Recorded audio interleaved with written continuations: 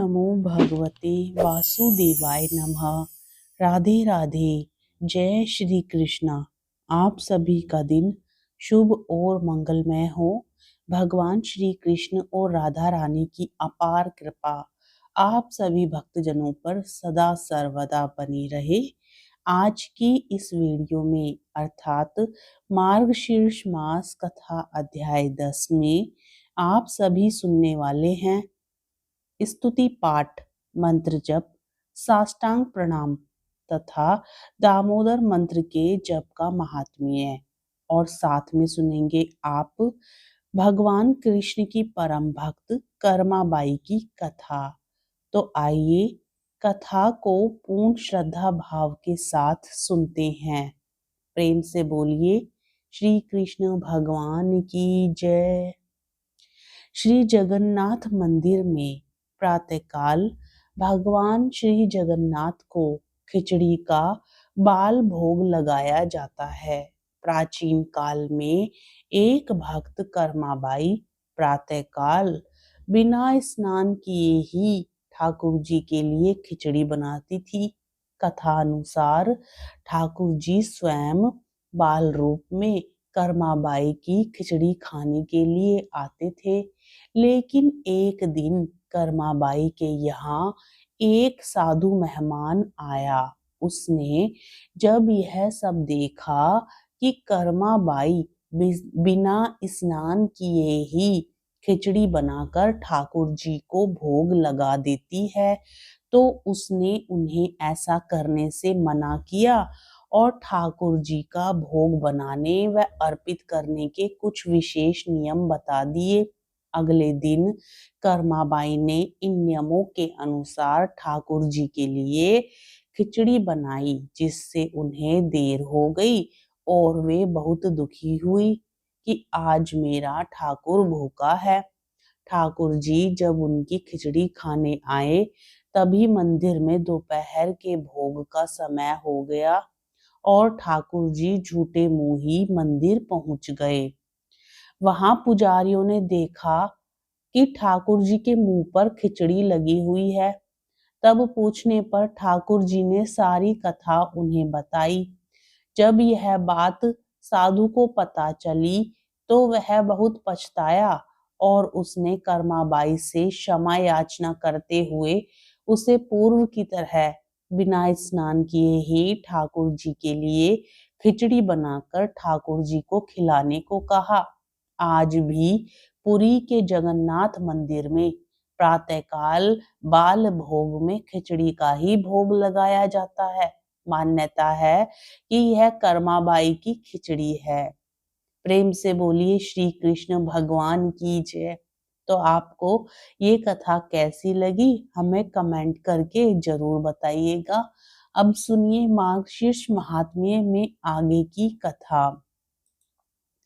श्री भगवान कहते हैं, नैवेद्य का भोग लग जाने पर कर्पूर वासित जल से मुझे आचमन करवावें, पान दें और हाथ धोने के लिए चंदन अर्पण करें। फिर पुष्पांजलि देकर भक्ति पूर्वक कपूर से आरती करें। मुकुट और आभूषण आदि समर्पित करके छत्र चंवर भेंट करें तथा श्याम सुंदर विग्रह वाले भगवान विष्णु मेरे प्रति कृपा पूर्वक प्रसन्नमुख हैं, ऐसा ध्यान करते हुए अष्टाक्षर मंत्र का 108 बार जप और स्रोतों द्वारा भगवान का स्तवन करें। विद्वान पुरुष चलते हंसते और अगल बगल में देखते हुए तथा पैर से पैर को दबाकर हाथ को मस्तक पर रखकर खड़े होकर और व्यग्रचित होकर मेरे मंत्र का जप ना करें। जप के समय तथा व्रत होम और पूजन आदि में दूसरों से वार्तालाप न करें। जप का फल तीर्थ आदि में सहस्त्र गुना और मेरे समीप अनंत गुना होता है। इस प्रकार अगहन के महीने में मेरी पूजा करके जो प्रदक्षिणा करता है वह पग पग पर 7 दीपों वाली पृथ्वी की परिक्रमा का पुण्य फल पाता है। सहस्त्र नाम का पाठ अथवा केवल एक नाम का उच्चारण करते हुए जो भक्ति पूर्वक भी मेरी एक परिक्रमा करता है वह प्रतिदिन के पाप को भस्म कर डालता है। जिसने भक्ति भाव के साथ मेरी 108 बार परिक्रमा की है, उसने उत्तम दक्षिणा वाले संपूर्ण यज्ञों का अनुष्ठान पूरा कर लिया। अब तुम एक गूढ़ रहस्य की बात सुनो। अपने दामोदर नाम से मुझे ऐसी प्रसन्नता होती है कि जिसकी कहीं कोई तुलना ही नहीं। गोकुल में जब मैंने दही का मटका फोड़ डाला, तब मैया यशोदा ने मेरी कमर में रस्सी लपेटकर मुझे खूब कसकर ओखली में बांध दिया। तभी से मेरा दामोदर नाम प्रसिद्ध हुआ। जो प्रतिदिन एकाग्र चित्त हो सूर्योदय काल में पवित्रता पूर्वक दामोदराय नमः इस मंत्र का 3000 जप करता है और 3.5 लाख जप पूरा होने पर उसका उद्यापन करता है, जप के दशांश का हवन, तर्पण और ब्राह्मण भोजन कराता है और इस प्रकार भक्ति पूर्वक इस अनुष्ठान को पूरा करता है, उसे मैं मनोवांछित वस्तुएं देता हूँ। दामोदराय नमः इस मंत्र का जप करते हुए प्रतिदिन मेरी प्रदक्षिणा और दंड की भांति पृथ्वी पर गिरकर सदैव मुझे साष्टांग प्रणाम करना चाहिए। दोनों हाथ, दोनों पैर, दोनों घुटने, छाती, मस्तक, मन, वाणी और दृष्टि से जो प्रणाम किया जाता है उसे साष्टांग प्रणाम कहते हैं। अपने मस्तक को मेरे चरणों पर रखकर दोनों भुजाओं को परस्पर मिला दें और प्रार्थना करें, हे परमेश्वर, मैं मृत्यु रूपी ग्रह से परिपूर्ण इस संसार समुद्र से भयभीत होकर आपकी शरण में आया हूँ। आप मेरी रक्षा करें।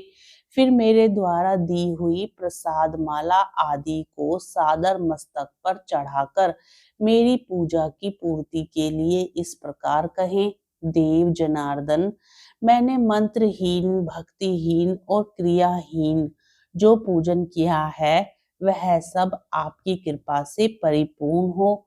विष्णु सहस्त्रनाम, भीष्म स्तुवराज, गजेंद्र मोक्ष, अनुस्मृति तथा गीता, ये 5 प्रकार के श्रोत मुझे अभीष्ट हैं। महाभाग इन्हें सुनकर मुझे बड़ी प्रसन्नता होती है। जो मनुष्य एक बूंद भी शालिग्राम शिला का जल पी लेता है वह मोक्ष का भागी होता है। जिनके मस्तक पर शालिग्राम शिला का चरणोदक है तथा जो उस चरणोदक को पीते हैं उन पर सूतक और मृतक का भी असोच लागू नहीं होता। मृत्यु काल में जिसको वह चरणामृत दिया जाता है वह भी उत्तम गति को प्राप्त होता है। हरे कृष्णा कृष्ण कृष्ण हरे हरे, हरे राम राम राम हरे हरे। प्रेम से बोलिए श्री कृष्ण भगवान की जय, राधा रानी की जय। इस प्रकार मार्गशीर्ष महात्म्य कथा अध्याय 10 संपूर्ण होता है।